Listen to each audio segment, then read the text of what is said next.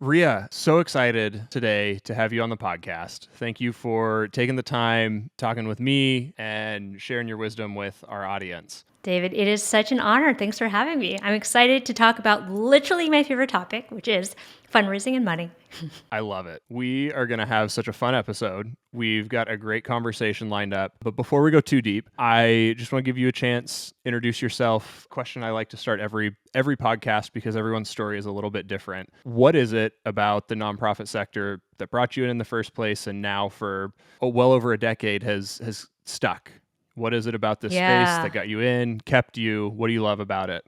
Yeah. So, funny thing, I actually ended up being an executive director of an organization that I was part of when I was a middle school kid. So, for me, it was deeply personal.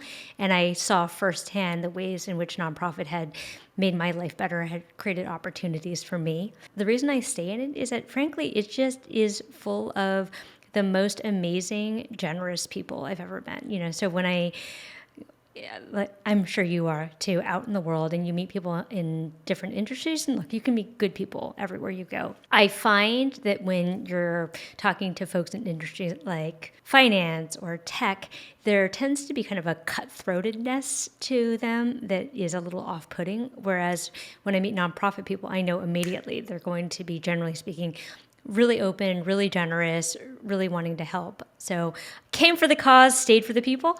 It's really interesting you go to the people side because that was one of the things that I first fell in love with in the sector. I've always been on the fundraising side and more consulting than directly involved, but I've had this unique opportunity to have a peer view in the back end and look at like, okay, when we asked for this thing, like the sheer volume and generosity of people, it's always kept me coming back because I'm like, I just literally get to see the best in humanity Yeah. working in this space when Yeah. Yeah. people are giving to get nothing in return simply because they believe in a cause and a mission and want to see the world a better place. That's my piece that has kept me in it for so long. And it's awesome to hear your heart and your personal connection to your cause. It comes through so much in when I listen to you talk about the space and talk about fundraising and specifically talk about the organization that you led, that now clicks and makes so much more sense. Yeah. I mean, at the end of the day, nonprofit people are obviously not in it for the money, right? And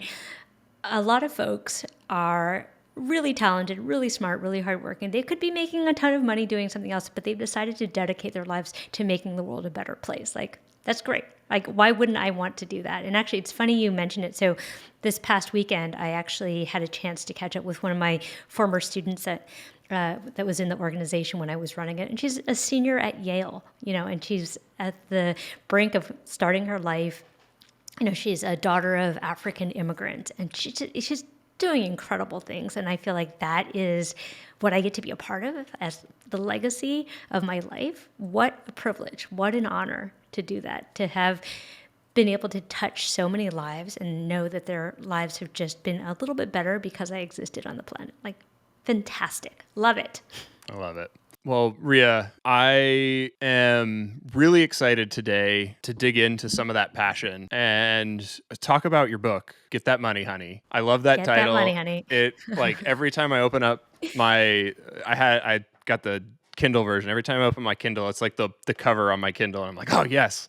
So I've been reading it I've read it and then reread it now. Oh, thanks. And just amazing book. And there's so much incredible information, but practical information for fundraisers and executive directors and leaders and really anyone who's has a hand or foot or body in the nonprofit space. So I wanted to spend some time just talking about some of the ideas and themes from that book, if that sounds good to you. Yeah, let's do it. I love it. Actually, I don't know if you know this, the book was my pandemic baby. So like Okay. lots of people Okay. had babies. I wrote a book with my collaborator Isabella Masucci, who by the way was also one of my students. So what's really fun is I get to collab now that they're grown people. And it was really my attempt to kind of download all the stuff that I'd learned along the way in a fun and actionable format, because I don't know about you, like I read lots of nonprofit books and they tend to be pretty dry and they're pretty boring. And I was like, I don't want to read these books. Like, I don't think other people want to read the books. And the other piece is I wanted to make it super actionable. So that's why it's jam-packed with things like worksheets and exercises, because it's only as good as the actions that you put into place, right? So you can read something, but if you don't do anything with that information, it's basically useless. So that was the thought behind it. Mm-hmm. Definitely rings through as you read it. The book feels more like a conversation than many books in our space feel like textbooks or guides or like intellectual study of what we do. Yours very much was I've lived it, I've done it, I know what you're going through. Here's how to move faster to do more. And I think that's such a critical need for our space is people who've achieved and are ready to turn around and put that hand out and go, okay, let me help you achieve what I did faster so you can achieve more, so that way we can see more good done more often. Yep. Yeah, I'm glad that came through, because one of my mottos is like, I've made the mistake so you don't have to. Go make new and different mistakes. Yes. Don't make the same mistakes. So, I mean, and look, all the mistakes I made, you could just about fill the Grand Canyon with. I mean, I was a 26-year-old ED. I talk about this in the book, but literally 2 Google searches the first day on the job. Google search 1 was, what does an ED do? And Google search 2 was, how do you fundraise? I mean, that was the level of clueless. Like before that, I had done like some fundraising for like an AIDS marathon, plus, all of the requisite like candy bar selling when you're a kid in school, but I never actually fundraised at this level. And there just frankly wasn't a lot out there. So I took every free class I could, every webinar. This is kind of before the webinar days. I went to meet with anybody who would take a meeting, and I kind of had to create my own fundraising MBA. And I just thought, let me save people a decade of trial and error.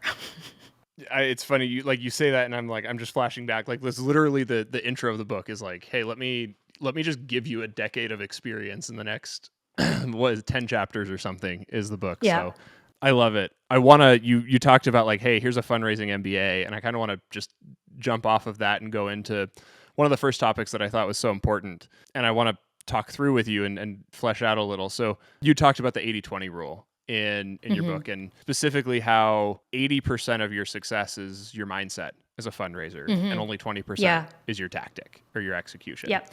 I want to go in there because I think so much of that is true and the challenge that we face. But before, I want to kind of have a little caveat on top.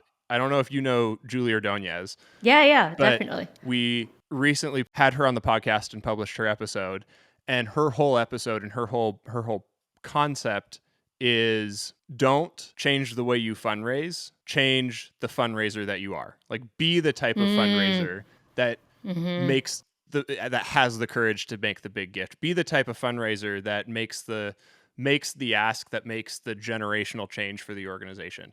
It's not how you ask or what you ask. Like, that's a piece of it, but it's who you are, who the person asking. Yeah. And as I was reading that, I was like, oh my gosh, this is like, they are saying the same thing. And I'm so glad because it is so important, because so often we're taught to ask, what do I do next? Not who do I have to become? And so that's the part that I want to talk about is that mindset of not just how do I get excited to go make a gift, but how do I be the person that's excited to go ask for the gift? Yeah. Oh my gosh, David, where did it even begin? And I'm glad that you mentioned Julie. Julie is someone I really admire. I get her newsletters, and I think I'm brave, but when I see Julie, I'm like, wow, she is really like out there doing it, being fearless. So kudos, Julie, for listening to this episode. I think about this a lot. So, David, have you ever played sports at all? Like, are you? I've been known to dabble here and there. Well, or have you? Are you a sports fan? Love it. At all? I love sports. Okay. I was being a little facetious. I played college baseball.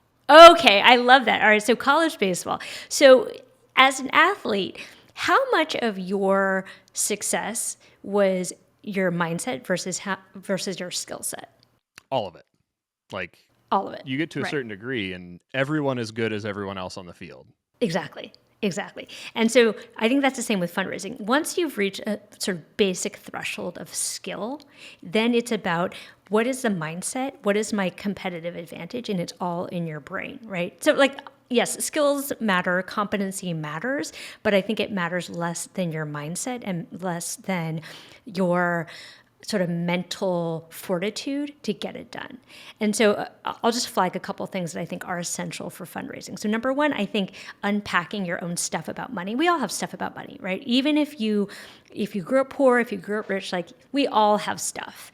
And the stuff that we have are usually unhelpful stories that we tell ourselves about money. Like if I don't have money, like I'm less than, right? Like we use money as a yardstick to measure up. Mm-hmm. We use the number in our bank account to make us, make a story about how worthy we are or unworthy we are. We think that rich people are different in some way. They're better, they're meaner, they're kinder. They did bad things to get their money. Like we have all this narrative around money when really it's just a piece of paper, right? It's just like literally a piece of paper with a dead president's face on it.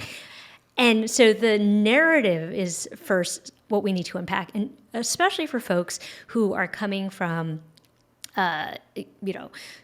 somewhat traumatic backgrounds, whether it's a history of ancestral trauma or societal trauma or systemic trauma or relationship trauma or racial trauma. Like we carry this trauma inside of ourselves that affects our relationship to money, right? So if you are the kind of person, let's say, whose ancestors have been enslaved, you have a relationship with money and with capitalism that feels very traumatic and unhelpful because it's true. Like you have experienced violence and trauma because of capitalism, right? So I think the first thing is you have to kind of unpack and heal yourself around some of these unhelpful stories. So that's the first thing I would say. The second thing I would say is I think we also need to create different stories. So I think the story that a lot of us have is if I get this gift, I'm a good fundraiser. If I don't get the gift, I'm a bad fundraiser. The truth of the matter is you have no control over the outcome. Like you literally, like unless someone has figured out how to mind control people, like the yes or the no is not up to you. So if we can reframe and have the ask be the win, like, did I get this out of my mouth? Did I do all of the steps to set me up for success? Did I create this relationship of trust? And think about how I can offer my donor the opportunity to, I like to say immortality, right? Like, I offered them the opportunity to be immortal in a sense, then I did my job. Then I am a good fundraiser. So if we can set up the ask as the win, not the outcome as the win, I think that's really helpful. The third thing that I think we need to think about is getting out of this scarcity mindset. Mm-hmm. And what I mean by that is even the word nonprofit is a negative. It's not profit, as opposed to social impact or whatever new terminology we're using. But I think on that topic, my number one, like 2024, my focus is going to be changing the way we talk about ourselves. We're not the nonprofit sector. We are the for good sector. Yes, I love that. I'm done with being in the nonprofit sector. We are in the for good sector. It feels so negative, right? We're already coming from this place of scarcity. And then I think the culture of nonprofits is even more, underlines that even more. It's like, oh, we can't afford that. We're poor. We can't be paid well. Mm-hmm. Like, we're grinding. Oh, it's like a badge of honor if I work 100 hours a week and I don't pee. Like, we just need to change the culture of all that. And I think part of it too lies with our board, right? Our boards are coming from this place of scarcity. And so when we're acting in that scarcity place, we then look at our donors not as potential partners, but as targets. Like, how many times have you heard like, oh, we just have to like target people, or like, let's twist some arms, or like, we're going to go begging, right? We forget that on the other side of that check, on the other side of that gift is a person, and they have needs and wants and desires and dreams just like I do. And so we need to stop treating people like they're numbers and start seeing the humanity in them. And the other piece is, I think we also need to recognize, like, we are living in incredible abundance right now. I was literally just listening to the Daily this morning.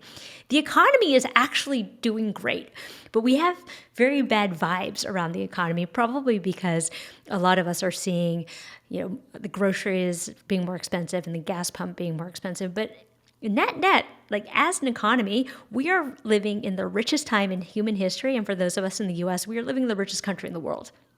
We're doing fine. Like there is enough out there. There might be a distribution problem, but there's not a volume problem. And I think the sooner we can get over ourselves and realize that we can see opportunity everywhere, the more we are willing to engage with people on a human level and also willing to walk away. Like I think the other thing is when we believe that this is the last gift I'm ever going to get, we put up with behaviors or people that are not, fulfilling our soul, let's say. So I just went on a long tangent there. What was the question again? You answered the question really well. I think one of the things I just want to respond to that last piece. Like, Yeah. I want to give every fundraiser listening to this the empowerment to say you do not need that person's gift. Yeah. You can say no. Always be the buyer. Yes. Always be the buyer. Yeah, Yes. for sure. That was one of the things that I thought was like that was my aha moment really when I was reading the book. I was like, yes, like when we stop limiting what we're able to do by what we think people think we're able to do and look at like what is actually in front of us, it changes the way we ask and it changes the confidence that you get to walk into that ask. And I think that's a critical piece to it is when you have set yourself up well to walk into a meeting, a coffee, a dinner, a lunch, whatever that is, you know the person, you have a relationship with the person, they know you've educated about the mission, and you make that ask, it doesn't matter what they say. You don't need that gift. You have the confidence to know you've done everything that you need to do, and now it's on the person that's receiving the ask to decide if now's the right time. Right. So we were joking before we jumped on, but I'm just going to say, I'd like to talk about BDE, big donor energy, right? So like if I'm putting out that big donor energy, if I'm super confident in myself, if I am confident that I'm offering you value and an opportunity to be part of something, and you decide not to take it, like it's not personal. Like I just need to understand, like maybe it's not right for you right now, or maybe it's not the right time, or maybe it's not the right cause. It's okay. Bless and release. But I look, people know this about me. I love a dating analogy. Are you more likely to get a date if you are desperate and you come in with like, oh my gosh, are you going to be my boyfriend? Like, we're going to get married. And you're like, this is the first date. Calm yourself down, right? Or are you sound going like to some of the attract coffees more? I had at my Christian college my freshman year? I'm like, come on. Well, like, let's lay off the throttle a little bit. Yeah, can we just get to know each other, right? Or are you going to get more people attracted to you if you come in, you're cool, you know what you're about, you're confident, you're secure, and you're like, hey, can we do something together? Like, I don't need you. You don't need me, but we can choose to build something together if it makes sense for both of us, if it feels right for both of us. And coming in with that kind of energy and that kind of confidence and that kind of security changes the whole game. Two anecdotes on this, and then we can. Well, I promise we'll go on to the next topic. But David, I could talk about this forever. But anyway, please continue. I believe it. I could too. When you're thinking about that ask, it really is. It is up to the person receiving the ask to decide if now is the right time, if it's the right amount, and it really doesn't matter how much or how you ask, when you ask. Does not matter a lot. People are going to give when they're ready to give. Case in point, I was working with an organization that received a 6-figure gift through a paid search ad.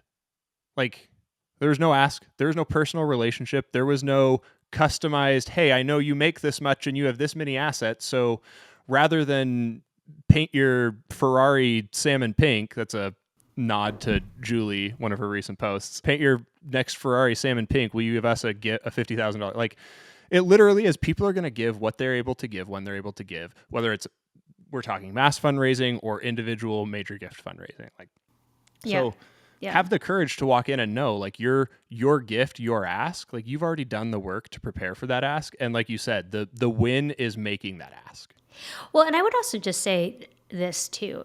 If we look at where assets are, it has been an unprecedented time for donor advised funds and family foundations to be established at the same time that giving is kind of like, when adjusted for 2023 levels, has actually gone down. So that suggests to me that the resources are there. Somehow it's not translating into more donations. And I think it's because, to your point, as a sector, we are not doing a good job of creating an environment where people get to know us, they get to trust us, they get to like us before they make the gift. Because I can't make you do anything. Like, nobody can make anyone do anything, really. So am I creating the conditions that will invite you into a conversation with me when the time is right for you, right? So high pressure sales tactics or fundraising tactics generally do not work. They make you feel bad, they make me feel bad, and that's why everyone has a bad reputation. Instead, can we position ourselves as facilitators of a process? Like, David, you want something to happen in the world, I assume, right? Like, you care about lots of things. There are probably some causes you care about more than others.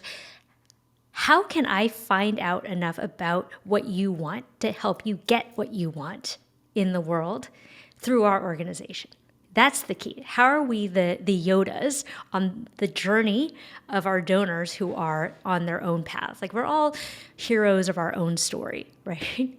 How can I help you to be the hero that you tell yourself that you are when you lay your head down on your pillow at night? What impact do you want in the world, and how can we do this together?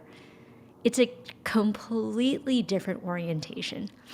I'm so glad that you brought this up, because that was another piece that I wanted to talk about. Is, as a fundraiser, when you're walking into a meeting or walking in or ready to make an ask, or regardless if it's major gift, individual, mass market, whatever type of fundraising you're doing, we can't forget that we're, as fundraisers, as nonprofit organizations, for good organizations, we're bringing real value to the world. And it is something that the person or the people you're asking for support can't do without you. Just because you're not selling a widget or something that they can put in their pocket and walk home with, you have a product that is incredibly valuable. And I think that mindset shift makes making asks, whether broad mass market asks or individual major gift asks, like everywhere in between, having that mindset shift is a critical piece to, you kind of touched on it, what many are calling the giving or the generosity crisis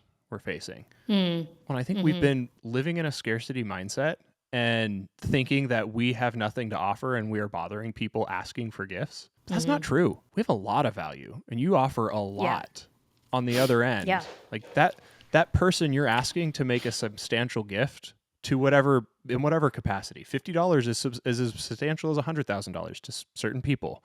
When you're asking for that gift, you're not asking them to waste their money. You're giving them an opportunity to change the world in a way they can't. I think I'm going to quote one of my mentors, Jennifer McCrae. She always says, go into an ask on your feet, never on your knees.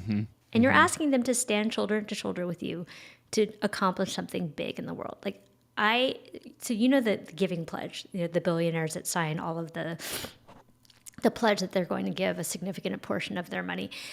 I did an analysis of the letters that everyone wrote. And the top reason people give is that they want to have impact in the world. The second reason that they give is that they want to make a difference, or they're giving back. So how can I help people make the impact that they want to see in the world? Like, last I checked, people did not give out of spite. People did not give to, I guess if you're super cynical, you're like, well, you're giving for like vanity reasons and you want your name on. So fine. And I think there's something deeper here. We all have values. How do we tap into the values and the ways in which those values are manifested through a gift? The other thing that you said that I just want to touch on briefly is, when you're doing major gift fundraising, if you're doing it in the right way, when you're creating a relationship of trust and mutuality, the ask should never come as a surprise to somebody. And so I think sometimes when we rush and ask, we haven't established trust. And so if I am in a trusting relationship. Let's go back to this dating analogy, right? If you're in a relationship with someone and it's going well and like you're building something together, by the time you pop the question, it shouldn't be a surprise. Like we should kind of be on the same track of like, hey, this is where we're headed. I also like to ask permission to ask, right? Hey, David, would now be the right time for us to talk about a value exchange? Like would now be the right time for us to talk about the ways in which you want to contribute? If you say yes and we have that meeting, then we're just now negotiating on the amount because you've already said yes. And the last thing I want to say about this is for folks who have significant monetary wealth, their time is more valuable to them than their money. So if they are spending time with you, taking the meeting, going on the site visit, et cetera, they're already giving, and they're giving something more valuable than their money because time is not renewable. Money is. Right. We can print money, we can't print time. Right. So they've already given you their more valuable resource, which is time. So, Rhea, I'm gonna try and steer us to another topic that came up in the book. I feel like we could just keep going on this for hours and hours, but there's I so literally much could talk about value this forever. and so much that I want to bring, at least introduce to our audience. We will for sure link to the book in the show notes so people can go get it themselves. It's a fantastic Awesome. read. But I wanna shift from thinking, okay, how do I go make the big ask and become the person? Like there's also, particularly from a leader perspective, you talked a lot about building relationship, building trust, building and being the type of person who builds relationship and builds trust. But one of the places I think we so often neglect building relationship is internally, particularly with our board. And you told this story Yeah. of how you over the years built a board that ended up contributing nearly a third of your annual operating revenue. And I think like if anyone listening is like me, their jaws are probably on the floor thinking, hey, my board doesn't like it's pulling teeth getting my board to show up and read my quarterly report, let alone be nearly a third of my funding. Like I want to unpack that because I think it's like having that in your arsenal makes everything else so much more approachable and attainable. Yeah. Oh, David, where to begin? Okay, so a couple things here. So number one, I think that people forget that their board members are actually also their biggest donors because that's usually true, right? And we forget that. It's almost like because they're so close to us, we kind of like mistreat them a little bit because they're like, well, you should be doing this, right? So like number one, let's remember they are our number one donors. Number two, they are also our number one fans, our ambassadors out in the world. And so if we are not firing them up and getting them excited about the work, how are they going to do that for other people? Number three, the thing that I think we often forget is that they need training. So I think we have this assumption that like, oh, well, you're a big muckety muck at a Fortune 500 company. You must understand about money. Fundraising is a skill. And we can't assume that they understand our industry because they understand this other industry. I don't know, I think I'm number 5. Number 5 is we often recruit people to our board without being explicit with them about the expectation. And so we get really annoyed that they're not doing the thing that they didn't know that they were supposed to do, right? So a lot of times, and I see this a lot with startup boards, they just recruit people. They're like, oh, well, this is a friend of mine. I just need someone to put on the 501c3 paperwork, blah, blah, blah, blah, blah. And then years later, they're like, my board's not fundraising. And it's like, well, did you tell them that was an expectation? No, you didn't tell them. And then you didn't provide any training. And by the way, the other thing, I literally just got off the phone with someone right before this call, is they don't understand fundraising. They think fundraising is all solicitation.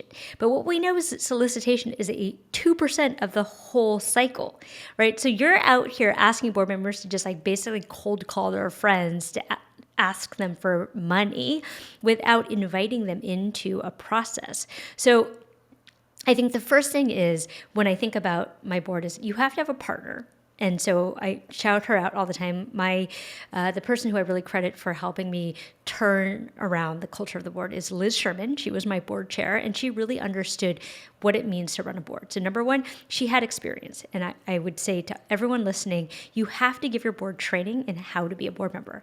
Just because they're board members on companies, just because they're super impressive executives, does not mean that they know how to be on a board. So that's the first thing. The second thing I will say is Oh my God, board meetings are so boring. Here's what it usually looks like. I send out a board packet a week in advance, hopefully. Then people may or may not read it before the meeting. Then if they show up to the meeting, I end up recapping everything that I put out in the packet. Guess why people don't like board meetings? Because they're boring. Instead, how do you use board meetings as an opportunity to get the best thinking around the table? Give them something meaty to think about. And here I'm going to call Bill Ryan out. There are 3 modes that boards can work in. There's generative, there's strategic, and there's financial. Often we stay in kind of the financial strategic round, but the generative is where the juicy stuff happens. Like these folks, and again, broad brush, but like these folks often don't get to engage in their day-to-day lives in really important questions of meaning and purpose and identity, right? How do we give them that at the board level? How do we help them really wrestle with some very meaningful and meaty topics that gets them fired up? How do we remind them why they fell in love in the first place, right? It's like, if you're married, you don't just take your spouse out once a year on your anniversary. Like you're constantly doing things to remind them of how we're building this relationship. And so I like to introduce a mission moment of maybe we bring someone in, a beneficiary, a kid, to talk about the difference that the organization has made in their lives. We have to help them remember why they fell in love in the first place. And then we tell them over and over and over again. So there's that. There's also kind of the culture of the board, right? So when you make explicit and transparent the thing that you want them to do, and then you help them and support them along the way, you're probably much more likely to get the outcome that you want. And then, finally, there's also bless and release. If you've put all of these structures in place and you've done all of the training and the support, et cetera, and the person still isn't doing what you need them to do, then maybe it's time to bless and release and, as they say, love them out the door. But give them a chance. I'm literally jotting notes as we're talking, and I've already read the book. Like I've read the book and now we're talking and I'm jotting notes. Like this is all incredible. I think as we get ready to wind down our time, I have one question left that I think is going to be super valuable. So kudos to everyone who stuck around to this point in the podcast. You have a framework, a proven framework that you've built over the years to approach major gift fundraising and sit down and get ready to make that ask. Can you give us broad sweeping view? What does that framework look like? How do you, and it's under the guise you introduce this 10X principle where, how do you get someone to give 10 times more than they think they should be giving or they generally give? Or how do you open that door and what's that framework look like? So I'll answer this question in 2 ways. So I think there's the framework from the perspective of the fundraiser, and then there's a framework in the perspective of the donor. So I'll talk about both quickly. So the framework from the fundraiser's perspective is I just created a new acronym, SPACE. It stands for state of mind, practice, ask, community, and engagement, right? So in my program, which I'm relaunching at the beginning of 2024, so if you're listening to this, it's probably relaunched by then. We create the space to become, as Julie says, the fundraisers that you want to be. And a lot of it is the internal work. A lot of it is learning the practices and the tools. So that's the first thing. Then the second thing with respect to major gift donors, what we know is that it takes about 18 months to turn over a major gift. And by major gift, I'm talking kind of 5, 6, 7 figures. You can't rush that. And the idea behind it, and I'm going to name check Greg Warner and Dr. Russell James here, is you're helping people to realize a vision of themselves. And so what that looks like is you are engaging with them in explicitly saying that we're going to go on this journey together. And I think the mistake that we make is that we hide the ball. We're like, oh, we're going to ask people to go for coffee. But like we haven't told them why we want to go for coffee or like what's in it for them, right? So we're really explicit about laying out the path together. Because David, if I'm engaging with you and I've determined that you're a major gift prospect for me, let's just talk about what that cultivation journey is going to look like together. Because at the end of the day, I'm going to help you to realize the purpose in your life and how you want that to be manifested in the organization. And then At the end of that process, again, I'm very explicit about it. So we don't get to the end and you just think that like we're friends and I like hanging out with you. Like we're going for a specific reason. When the time is right, after we've established the trust, I'm going to ask you for permission to ask. And then after I ask you for permission to ask, I continue to steward you so that you feel that you're really part of this organization, that this has really helped you to embody the values and the impact that you want to have in the world. So I don't know if that answered your question, but essentially, like, it's not rocket science. It's all just people. It's like people being people. So I always like to close with story time. So as we get ready to wrap up here, can you just tell us a story of either one of your most memorable major gift meetings, maybe either one that went really, really well or one that didn't go so well? Because I feel like there's so much meat that we've talked about, but hearing what that sounds, feels, and looks like through a story is going to bring us home. Yeah. So I love this question. And actually, I was thinking about it, and the most memorable ask I've ever made was not big in number, but it was big in heart. So I don't know if y'all remember, there was this Hurricane Katrina that ripped through New Orleans. And so a bunch of my kids at the time decided to do a talent show fundraiser to raise money for the kids of New Orleans, which, you know, was such a lovely thing. And we pulled it together on a Saturday. And I remember this kid, Moses Gardner, he was 13 at the time. He was so cute. He always dressed in like a suit and tie. He was an usher. And he was like handing out the flyers or the programs to everyone who came. And it was like parents who came and board members, et cetera, et cetera. Anyway, at the end of the showcase, he pushes this little tattered envelope over to me. It was like crinkly and it had $10 written on it. And I opened it up and I was like, Moses, you don't have to do this. He goes, no. I made this money by playing drums in my church band. The kids in New Orleans need it more than me. And this is not a kid who had extra money to give, right? But that $10 meant so much more to me because it came from his heart and it came from a kid who, you know, on a percentage basis, that was probably like his whole week spending. And I get emotional still thinking about it because if Moses Gardner can give me $10, and this is a kid who did not have a lot of money, and he played drums in his church band in order to do this, then everybody can give. I think that's a perfect cap to an incredible conversation. Thank you for your time, Rhea. Thank you for your wisdom and expertise. Thank you for that awesome story to wrap us up. Last thing, any closing thoughts? I know everyone listening to this is going to want to follow up with you, meet you somehow. So maybe what's the best place for our audience to connect with you and engage with you? Yeah, well, first of all, thanks so much, David, for having me. This is an awesome conversation. I'm sure you and I could go on for hours and hours and hours. The best place to reach me is my website, rheawong.com. If you want to sign up for my newsletter, I send out a free weekly newsletter. You'll probably be sick of hearing from me, but it's inspiration, showcase, my weekly podcast for you. It's a place where I announce anything that's coming up. So that's the best place. The second best place is LinkedIn. I'm very active there, but those are kind of the two best places to find me. And also, hey, if you like the book, I'd love an Amazon review. And if you hated the book, don't review it.